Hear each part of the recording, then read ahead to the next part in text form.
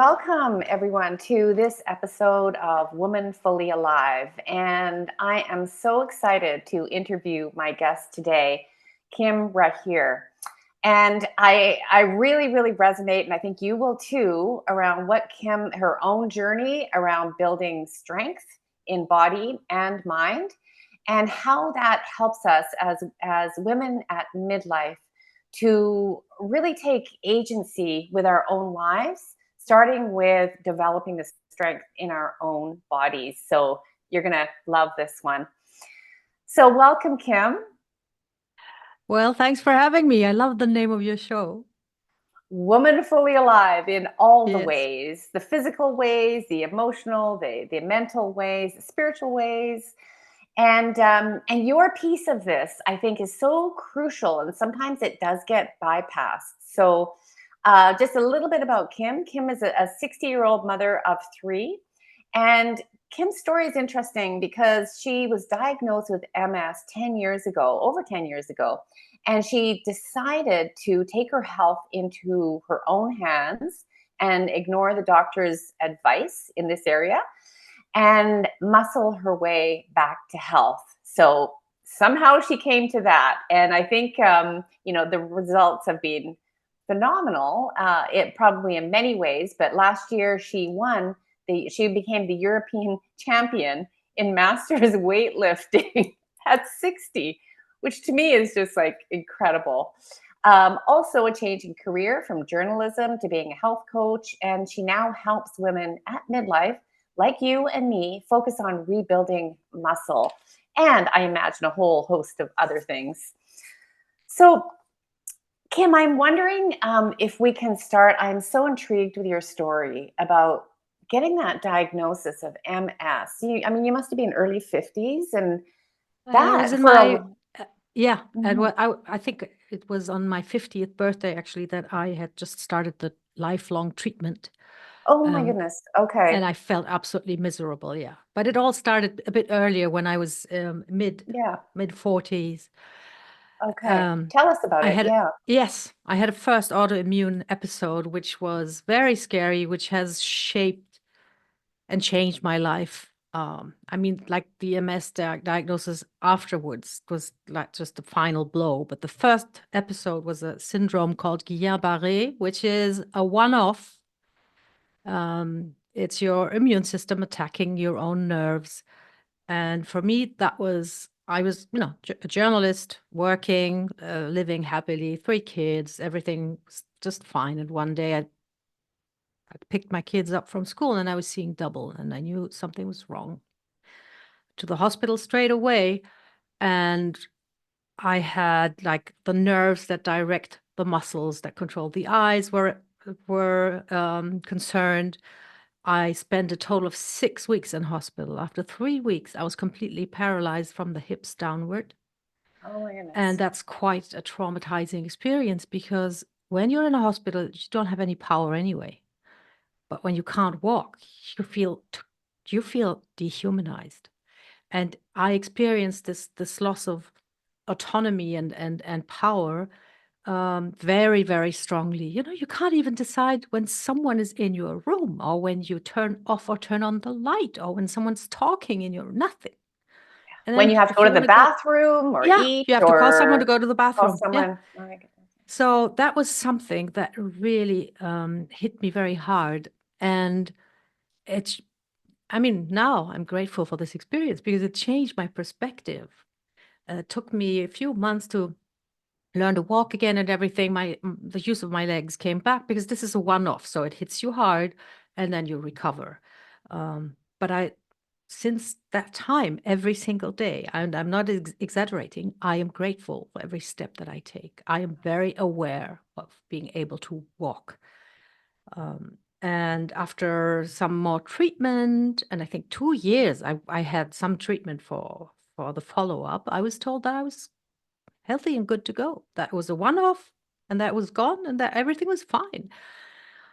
And I cried tears of joy, and I thought, wow, I get a second shot at life. I'm going to do things differently. And I had started doing things differently, not obsessing about all this tiny stuff that we get so worked up about. I can't understand that anymore, but I know that when you're in that sort of vicious cycle, you can't really get out of it. I had 3 small kids at the time, so uh, it's normal to worry about stuff, but I really learned from that experience to be, grateful and happy for what I'm able to do. I remember being in hospital thinking, why did I ever complain about having to make dinner or watching over homework? Wouldn't it be fantastic? Wouldn't it be heaven to be able to do this now? And What a that great thought stayed with reminder. me. Yeah. Yeah. Yeah. For us right now, what a great reminder when your kids have mess all over the place. Not that that's great, but one day you won't be able to clean it up. Yes, absolutely. And then, that all happened in Germany. We then moved to France. And after about half a year in France, I felt my left hand going numb. Checkups, everything. And then they told me this was different. This was actually an attack of the immune system on the white matter in the nerves. And, after a year, because it came back, I had another relapse. I was declared an MS patient. And I said, this is MS. And I thought, come on, this is like a really low blow. And I had just gotten over this. What is this? Yeah. That's crazy. And I remember that all happened in December, January. So my memory of that time is like darkness. Darkness Right. outside, darkness in my That's right heart. now too, isn't it? Like Yes. well, I'm wondering if you kind of still feel that at this time of year, like, oh, Yeah, I got kind of scared for a while. Also, of course I was in hospital. I was getting like infusions, like steroid infusions to stop the inflammation and everything, to stop the relapse. And then doctors came by, with this clipboard saying, "Oh, can I ask you a few questions?" And then, yeah, okay. And then, "What are you doing?" "Oh, I'm doing a survey on a special type of MS that makes you go blind." And I think, "Oh, thank you for sharing that with me. That was oh, like a really oh edifying." my, And I realized I came home, and I know that at night first I would be thinking, "Oh my God, what's gonna happen to me? What's gonna become of me?" And that was so scary that I understood, like intuitively, that I had to just focus on one day at a time. Otherwise, I would, be so afraid that I wouldn't live my life. And my kids were still young, and I wanted to spend time with them, and I wanted to be with them. And I just decided to enjoy every single day. And this MS relapse that I had, I mean, my left hand is numb to this day, but otherwise, I was still able to walk. And I um, still had that gratitude of being able to walk and move normally. And I asked the doctor if I could exercise. And he said, "Well, you want to be very careful." mm. The hell does that mean? What does that mean? Yeah. Talk about putting fear into the patient. Yeah. Yes. And without anything specific, it's not like he said, "Oh, I've worked with hundreds of MS patients, and when they overexerted themselves, they had relapse." Something like, no, nothing at all. I think it was just, this was not his zone of genius. He had no idea what I was really talking about. He didn't want any responsibility, any part of that. So he said, "Okay, let's just be, oh no, no, careful. Like, I'm not taking any responsibility for this." Right. Why? Yeah. If doctors had more training for this kind of thing. So, I mean, I don't want to blame him because he probably never learned about all this. But the next day, I had an appointment with the nurse because I was told that I had to inject myself 3 times a week for the rest of my life. She showed me how to inject myself, and she said, "Oh no, exercise is great. It makes you Oh, fatigue resistant. This is great because so many MS patients struggle with fatigue. So yeah, that's fantastic."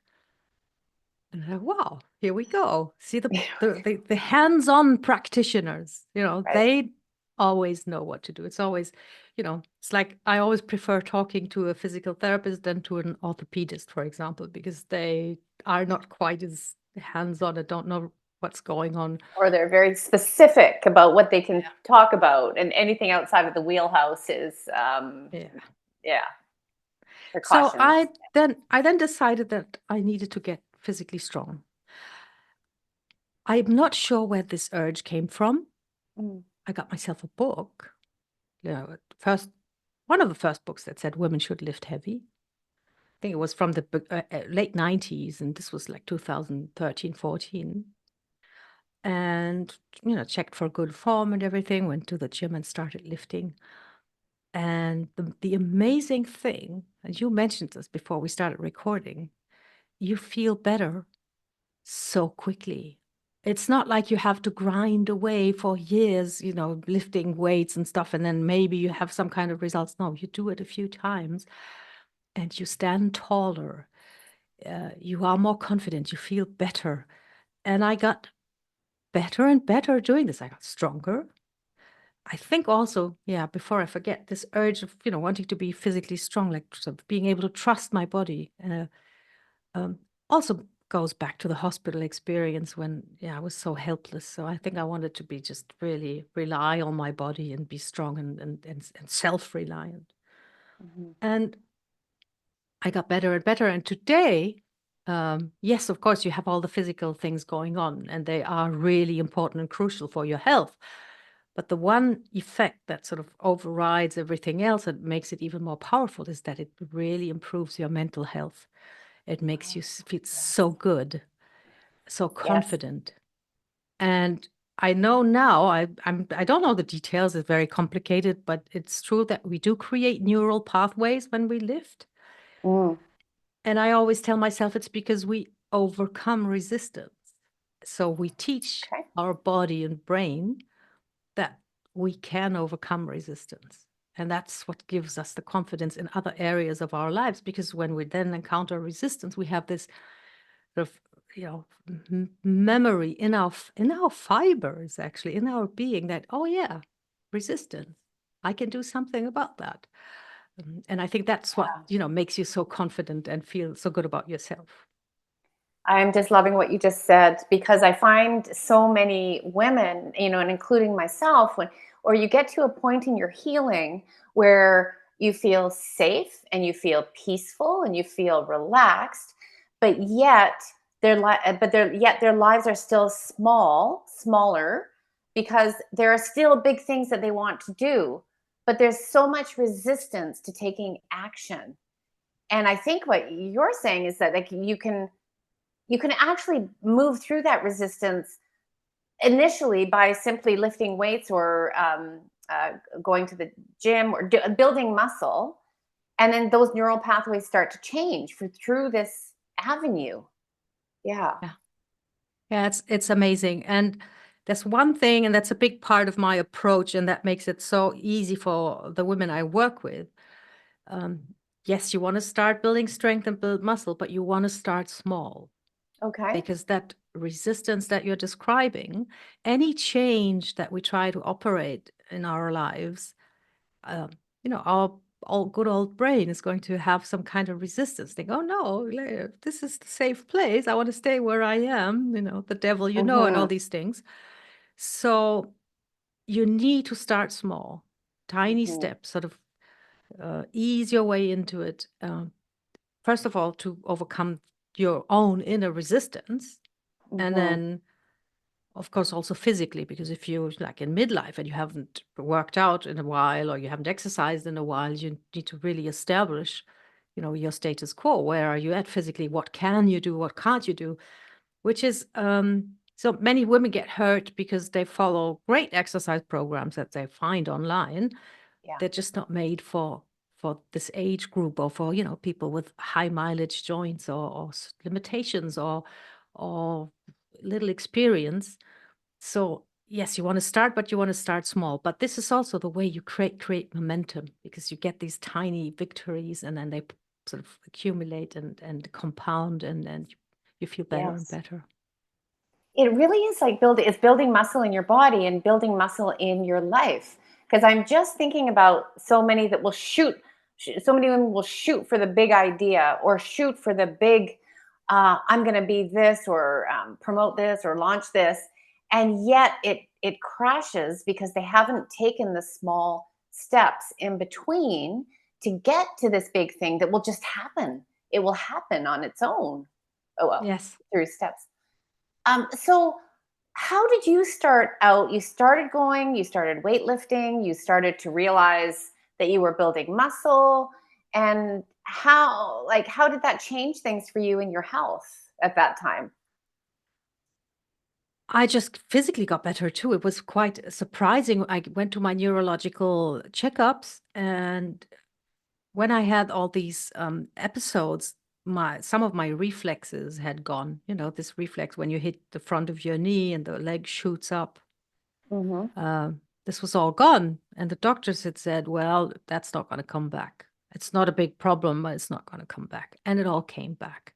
So my body healed pretty well.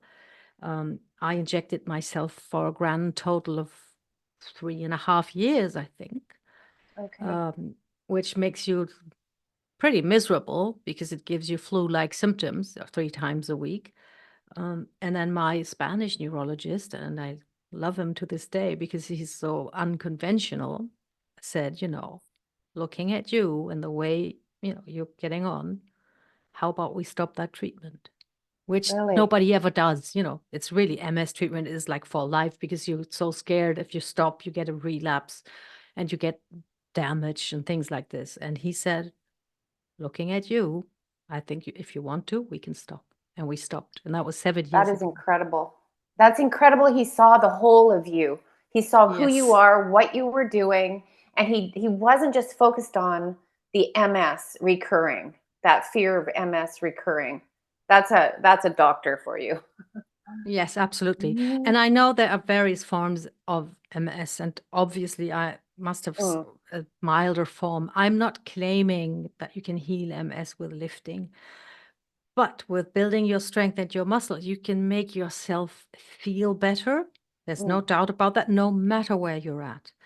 And you can improve your quality of life. And this is something um, I think that we tend to forget, or women tend to forget. They're striving for a certain weight, a certain look. Um, uh, a certain clothes size. I'm always totally surprised how many women still go by, oh, I was a size this and I want to be a size that, when I don't think this means anything anymore because it's, completely changed and altered and adapted, and anyway, it doesn't mean anything. Um, Yeah. but they never really boil it down to what they really want is quality of life. Yeah. That's what you need. And if you are, just say you are very muscular. You really manage to build muscle. And that's not a small feat when you're a midlife woman. I mean, especially Hmm. like Caucasian women in their 40s or 50s are like the least likely to build a lot of bulk or anything. It's just never going to happen. But just assume you build a lot of muscle and you're like lean and toned, but your weight is up like 10 pounds because you carry all that muscle. Do you care? Of Mm. course not. But this is Yeah. something where we still have this Right. cultural barrier where we think we need to weigh, I don't know what, 115 pounds or whatever it is that women strive for these days. When if you just ask yourself about the quality of your life or the experience, how do you feel when you get up in the morning? How do you deal with everyday tasks, with chores? How do you deal with stressors in your life? How do you react? Are you comfortable? Are you confident? And I Hmm. think when we can get to that point where we really insist on improving that and looking after that, everything else will fall in place and take care of itself. I could not agree more that sometimes, and I'm not saying this is for everybody, but sometimes the stress of not eating a piece of chocolate cake is is a lot of cortisol running through your body that I'm not saying go out and eat chocolate cake, but having a better relationship with your body, with food, with, like you say, going for the quality of life. I know plenty of thin, fit women that are afraid of getting injured, of not being able to do this anymore, and cling to that idea or that weight. And it takes away from the quality of life. Yes, it's something we're not aware of when we see photos of, like fitness influencers on Instagram, for example. Um, you see these like incredible, like nearly supernatural bodies. They don't have an ounce of fat, and they look beautiful, like statues. Mm. but how do they feel? Do you know what you Hmm. have to do to look like that? And it's a very important question. Okay, maybe you have a body of your dreams, and then think of the lifestyle of your dreams. And I can guarantee you, body of your dreams and the lifestyle of your dreams, they don't match, because That's a those great bodies question. Yeah. come with a lifestyle that is like pretty tough and pretty miserable. If you want to enjoy your life, you cannot shred yourself down to such a low body fat percentage. I mean, you're not going to have any fun. Yeah. And Yeah. the bodybuilders who do this, they share all the time when they're like they really have to diet so hard. And what happens to them? They thinking about food all the time. They're miserable, Yeah. they're sluggish, and Hmm. food is all they think about. Is that Yeah. quality of life? No, it's not. Yeah. It's really, and this is also why you have to really take your power and say, I'm going to decide that for myself. What do I want? If somebody is, if being shredded makes them like exceedingly happy and that's what they want, of course. Mm. But for most women, I think there's some clarity that's lacking about, what we really want, what we really need, what will make us happy, what will give us the quality of life that we would like to have. And the lack of clarity is also a big, big problem, because it's sometimes so mixed up that we then don't really Yeah. know what we need. And when we don't know what we need, we cannot communicate what we need. This is such an important thing. Thank you for just kind of dispelling some of those myths around having this beautiful body means having a beautiful life. It doesn't, and it can if that's what you're happy with.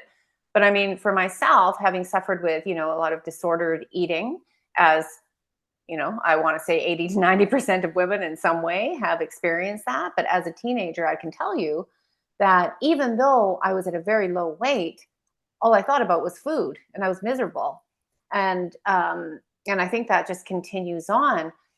But the last thing you said about continues on unless you can see it, um, not knowing, clarifying what you want and what you want, that right there is such an area of confusion for women. Um, so I'm curious how you begin, how you start working with women now, with all different body types, different. Yeah. Where do you? How do you? Yeah. How? Where do you start?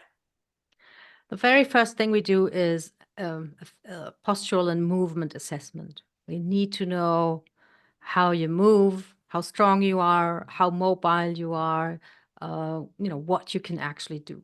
So, and this is, especially in midlife, is really crucial. You want to start exactly where you are at, because otherwise, Mhm. the risk of getting injured is just too big. Or you could be bored because you're sort of underwhelmed. If there's Yeah. very fit, 50, 60-year-old women, and that's the crazy thing that, when you look for stuff for midlife women, either you get like really tough workouts, CrossFit style, and nobody, gives a damn how old you are or if you can do this, or everybody says, oh no, you just, do yoga, move very gently, no explosive moves, and that's not right for everybody. Especially the one with the explosive moves is my pet peeve, because one of the biggest health risks for older people is falls. Yeah. And falls are explosive indeed. So maybe we want to do what we can to prepare for that kind of situation, because you can always take a tumble, it can always happen, but you can prepare your body for being in this sort of helter-skelter situation, and your brain to be just automatically switched on and react to that. So saying explosive moves in general are no good, no. And I do fall prevention with all my clients. They have to go through this. Because it's a life or death question. You take a fall and you break something, you lose your independence, and it's downhill from there. So we do that all the time. So we start with a postural assessment, and then I design a workout for you.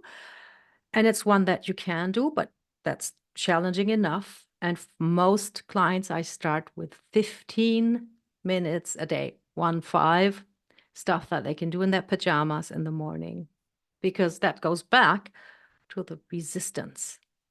If I give you a 1 hour workout 3 times a week and you've never done this before, or you have a very busy life, or you have to, a workout that requires you to go to the gym, like the first bad day that you have, you're going to say, no, I can't do this.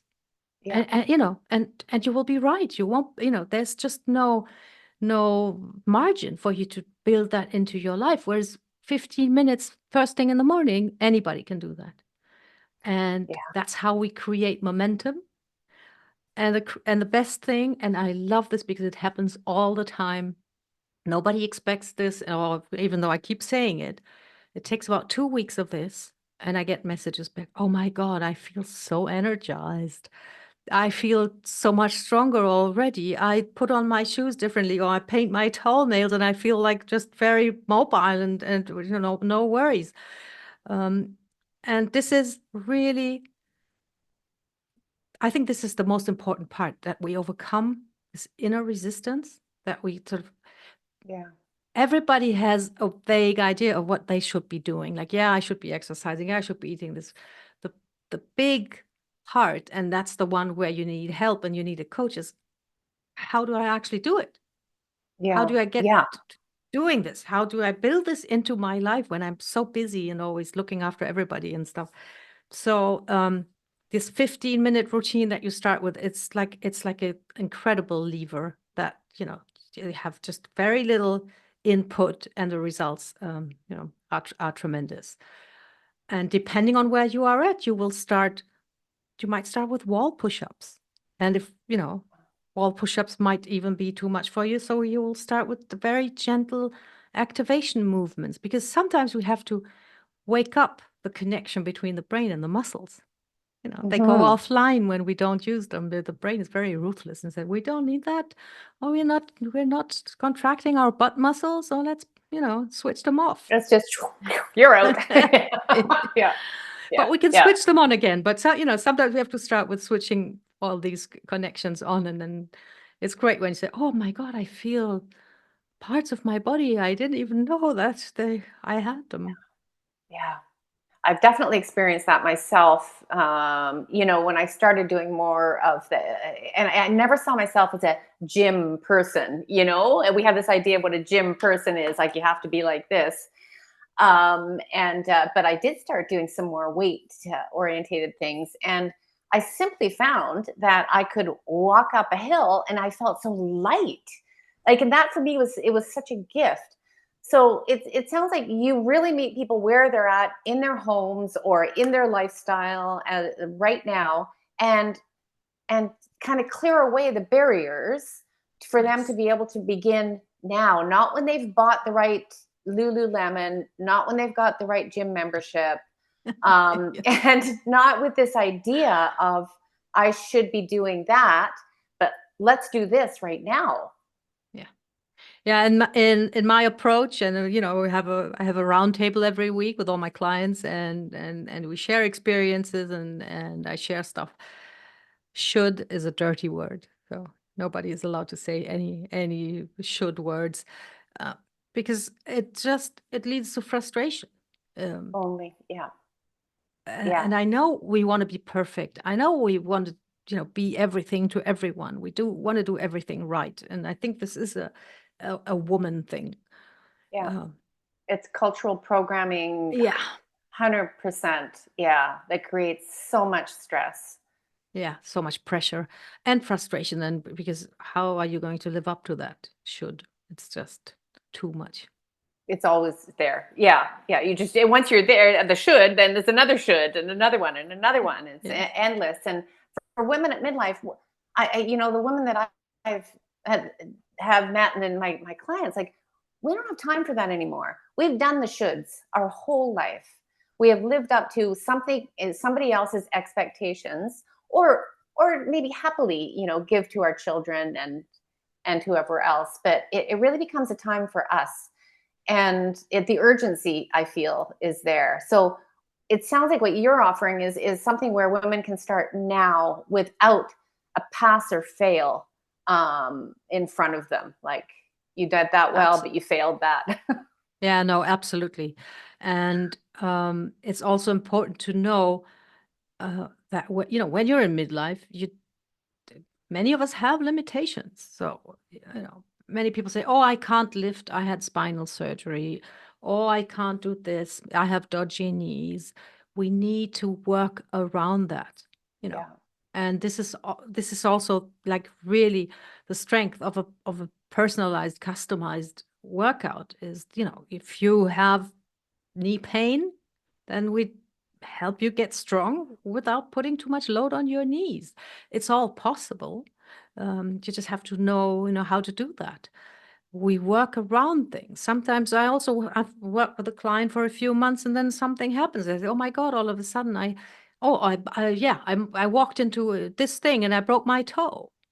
Mm-hmm. We don't stop because of that. We just do Mm-hmm. workouts where you do not use your toes or you don't stand.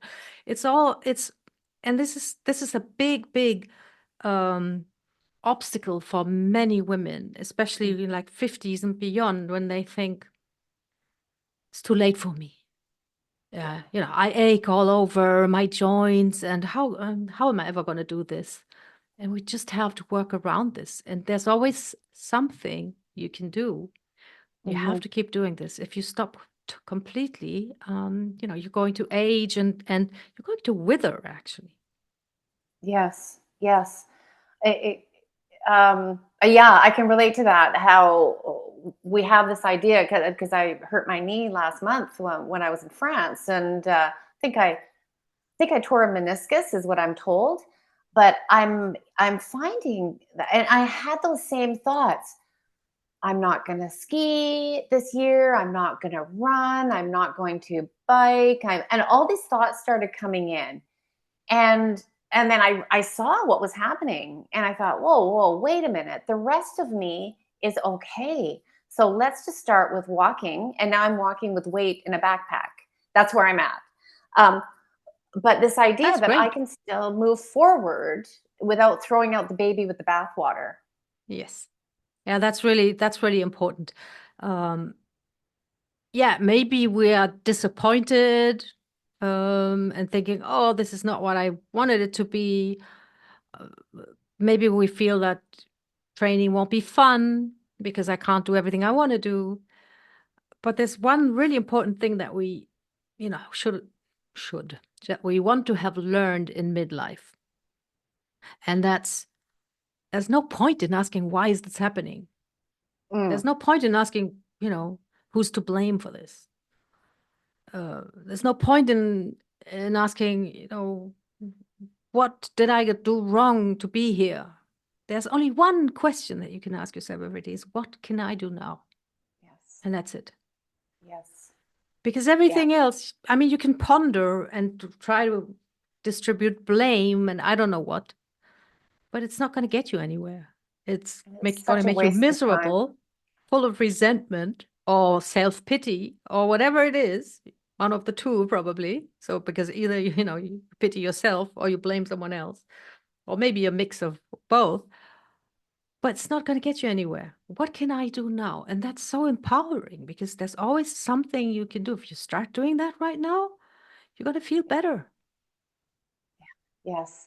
Yes. I just, with like, we don't have time to spend in resentment and energy. It's so sapping your energy when you're sitting in a place of blame and resentment. There's no point to it at all. There's no end. And yeah, what can I do now? And the question came to me actually just yesterday, that I actually made a post about. The question for me now is, what am I capable of now?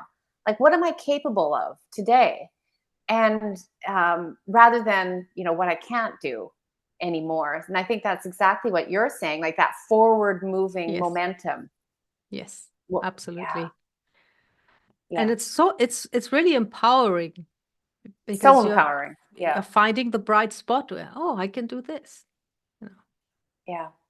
So I want to circle back for a moment, because I know our listeners are going to be a little bit curious about how you managed to build yourself up to a point like that. You didn't just start doing it for, I mean, obviously to feel better, and you started building muscle, but you ended up winning the European Masters Championship at 60 in your age group. How you must have just started to roll with this.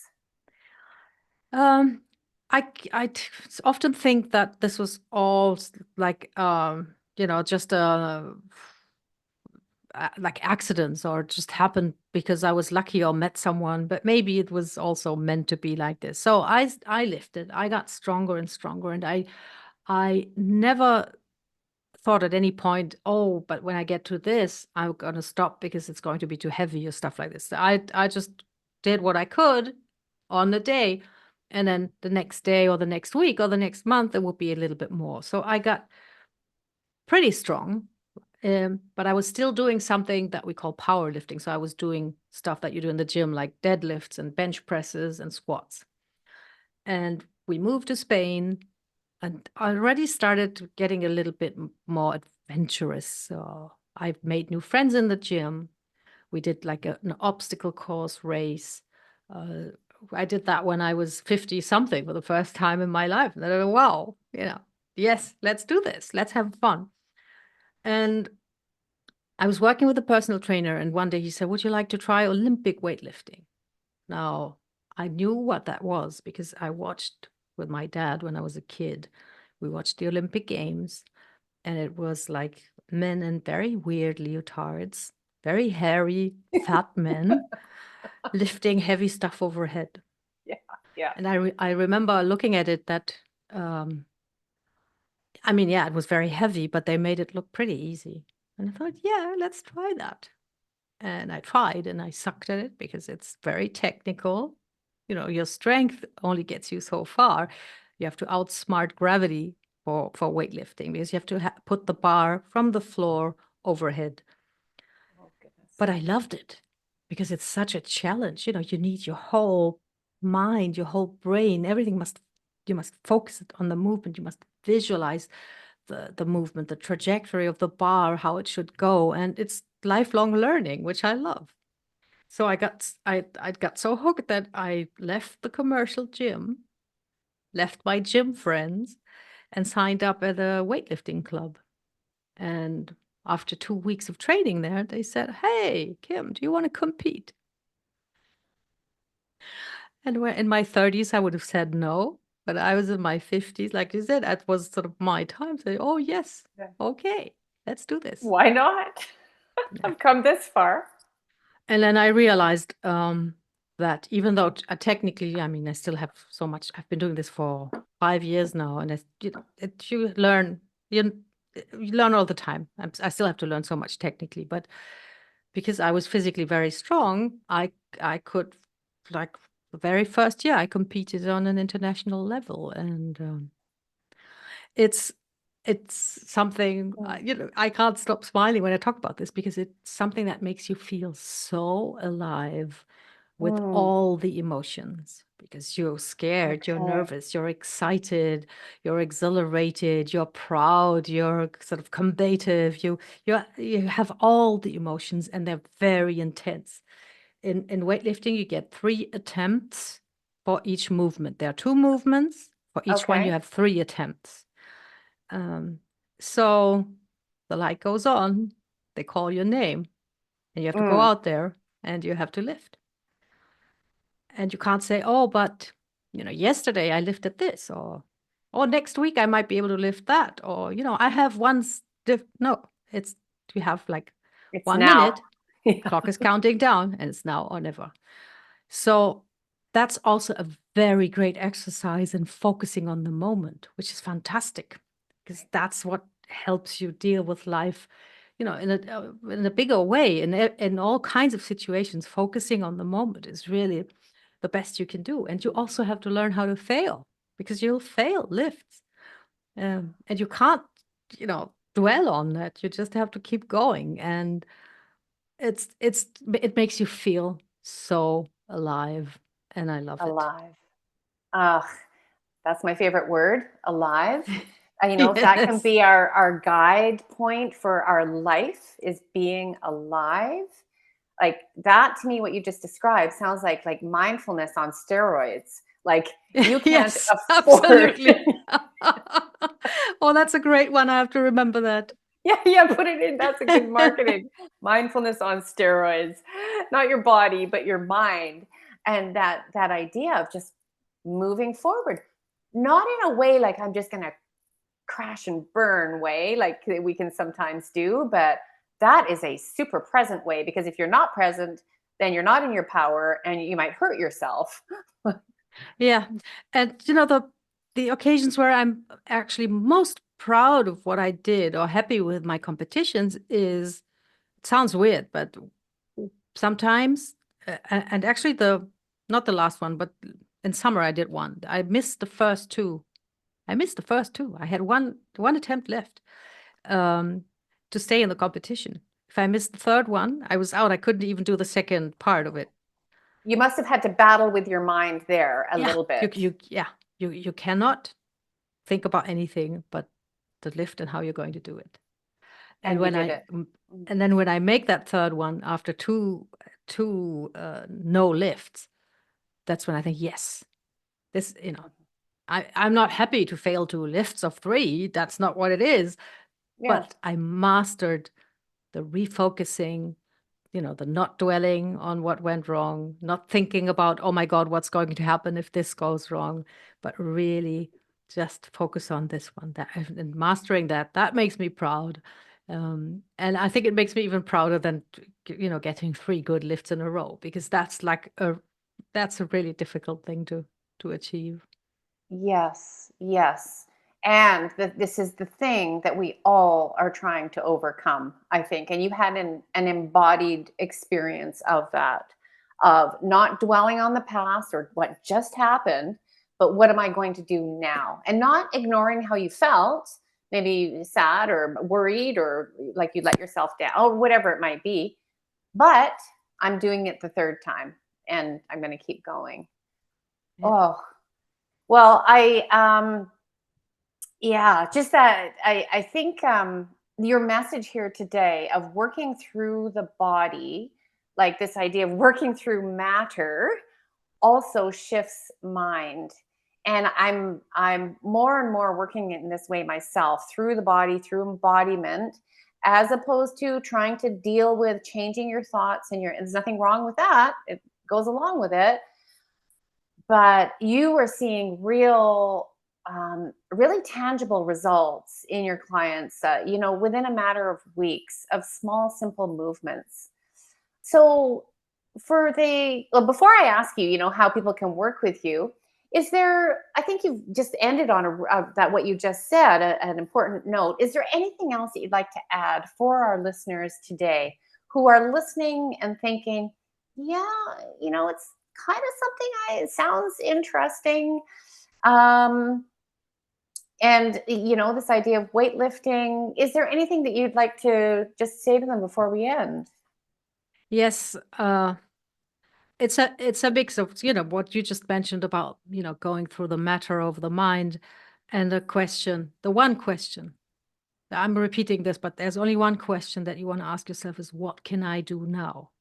What can I And do? I think that many of us, and this is also something that happens with women a lot, we think that it's our mindset that we have to change first. We have to Yeah, become this person, this different person, that does things differently. We have to often, I think many women imagine that one day they're going to wake up with some kind of epiphany, and then they're going to think, oh yeah, now I'm going to do this, and I will yeah. be that person. And I think, I'm not going to say it's impossible. And I know that some people do have this experience. They wake up one day and they say, okay, I'm going to change things now. But I think the safer and simpler way is really go matter over mind, which means do small things. But do small things. Don't think about stuff. Don't think about your mindset. Don't think about, I am this kind of person. Do small things and keep doing them. And then the mindset will follow. Hmm. You will become that person by doing those things. And I know it's very fancy these days to have like big goals and great aspirations and huge visions and all these things. But I don't think they really move the needle. If you can do something small right now, and if you're listening now and you can do something small right now, like take a walk, have a glass of water, call a loved one, whatever it is, but focus on what you can do now, and then you will become the person that you want to become. Yes. Oh, thank you so much for that wisdom. And it's so within our reach. There are a million things that anybody can do right now, or when they finish listening to this podcast. There's a million things at your disposal, at your Yes. fingertips that you can do. So thank you so much for your just practical wisdom, I want to say, about how you got to from where you were, which was, going down one path that's very frightening, to where you got to be now. You're kind of a living example of what is possible for us at midlife. So, Kim, how do people get a hold of you? How I know you have a quiz it was very informative for me on your website that people can access, and I would recommend, if you're listening to this, to go and take that quiz. But how else Yes. do you work with people? Yeah, so you can go to kimraheer.com. You will find this assessment where you will know, where you are at. And it's a very encompassing view. It's not, can you do 5 push-ups? It's actually what's your Yeah. quality of life right now, with your mindset and your physical strength. On that webpage, you can also book a call with me if you want to talk to me. You can find me on Facebook and Instagram with my name, Kim Raheer, where I share thoughts and tips all the time, a bit of my weightlifting adventures too, to make it fun and inspiring. And on those social platforms, you can always message me directly. I'm Okay. happy to answer all kinds of questions. I have more resources also than this assessment, which will give you like your first steps. If you need a bit of Okay. help for things that you want to work on. So I'm super approachable and always happy to help. And do you work online? You work online with people? Yes, Yes. exclusively, actually. Okay, interesting. Yes. Okay, super. So that is great. And we will leave all of your links below the podcast episode. And yeah, kimraheer.com, I think was what you said. Go That's to it. kimraheer.com. You can start by taking the assessment, Instagram, and watch some of Kim's short videos, because they're very informative, I found. So, Kim, thanks Thank you again so for much. being here, all the way from Spain today. And yeah, thanks for all your tips and your wisdom to get strong at midlife. Thanks for having me.